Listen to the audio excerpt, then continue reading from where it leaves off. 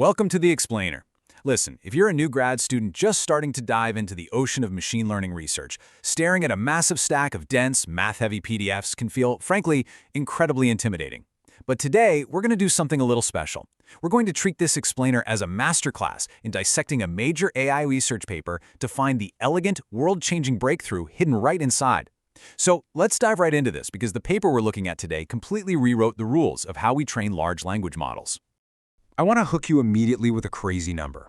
10,000 times.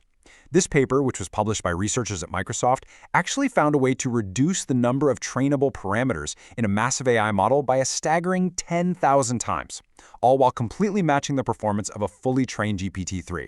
Just take a second to think about the sheer scale of that optimization. It is wild. What's really interesting about this quote here is where it comes from. It's pulled straight from the abstract of the paper. Pro tip, as a new researcher, this is exactly where you should always look to find the absolute meat of any new paper.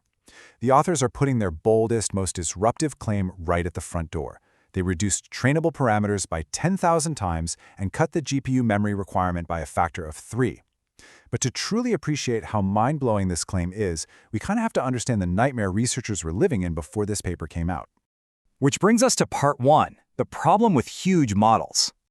Imagine you've got a massive AI like GPT-3 with its 175 billion parameters. Before this research, if you wanted to customize that AI to do a highly specific task, say writing Python code or summarizing dense medical records, you had a massive problem on your hands. The standard approach was called full fine-tuning. Think of the AI model as a massive, multi-volume encyclopedia. Full fine-tuning is literally the equivalent of rewriting the entire encyclopedia from scratch just because you needed to fix a few typos or add one new chapter. You had to update every single weight. Now, the alternative was using what were called adapter layers. If full fine-tuning is rewriting the encyclopedia, adapters were like gluing heavy, thick appendices to the back of the book. Sure, you didn't rewrite the whole book, but now the book was incredibly clunky and super slow to read. Take a look at this heat map straight from the paper. It's showing inference latency, basically how long it takes the AI to actually give you an answer. The dark colors, those are fine. But look at those bright orange and pink blocks. That is a massive slowdown. The mystery behind this latency was that old adapter layers had to be processed sequentially. The AI had to read the original book, stop, and then read that heavy appendix. This created a massive bottleneck, slowing down inference by up to 30%. And in online scenarios where you're processing inputs one by one, it was a fatal flaw for real-world deployment. So, let's look at part 2. The key idea, LoRA. Their researchers proposed a brilliant plain English solution to this exact problem, and they called it low-rank adaptation, or LoRA for short. Let's demystify this concept using our core analogy. If full fine-tuning is rewriting the entire encyclopedia, LoRA is entirely different. Instead of rewriting the book, LoRA takes a completely clear, transparent sheet of plastic, lays it over the page, and only writes the necessary changes onto that transparent overlay.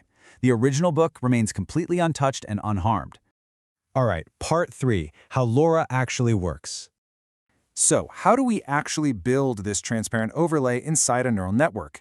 I promise you the math behind this is beautifully simple. Let's walk through the method step by step, almost like a simple recipe. Step 1. You take your massive, pre-trained model and you freeze all of its weights. You essentially tell the computer, do not touch these. Step 2, you inject 2 tiny, newly created matrices, which they call A and B, into the architecture right alongside those frozen weights. And finally, step 3, during training, you only optimize and update those tiny injected matrices. And here is the core reparameterization math that makes the whole thing happen. We is our final weight. W0 is our giant frozen encyclopedia, the original pre-trained weights. And B times A? That represents our tiny, glowing, transparent overlay.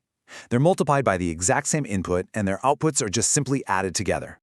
But you might be wondering, why does this actually work? Why can we get away with just training a tiny overlay? Well, the secret lies in this definition: low intrinsic rank. This is an absolutely crucial concept to grasp. It essentially means that to learn a new trick, the AI does not need to rewire its entire brain. The actual amount of new information required to adapt to a specific downstream task exists in a very small or low-rank dimension. The paper actually proved mathematically that the change in weights during adaptation has a low intrinsic rank. Let's move to part 4, the results and impact.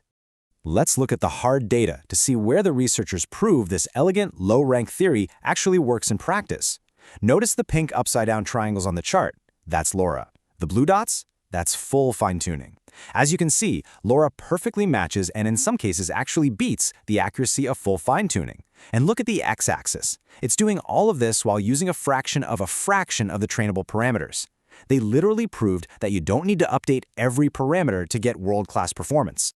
So what does this mean for the hardware? Look at these punchy hits. When training GPT-3, VRAM usage drops from 1.2 terabytes all the way down to 350 gigabytes. But the absolute showstopper here is the checkpoint size. A massive 350 gigabyte fine-tuned model shrinks down to a 35 megabyte file with LoRA. Just think about that. 35 megabytes, you could attach that to an email. This fundamentally changes the economics of hosting and training AI. And hey, remember that massive latency problem we talked about earlier with the old adapters, the heavy appendices slowing everything down?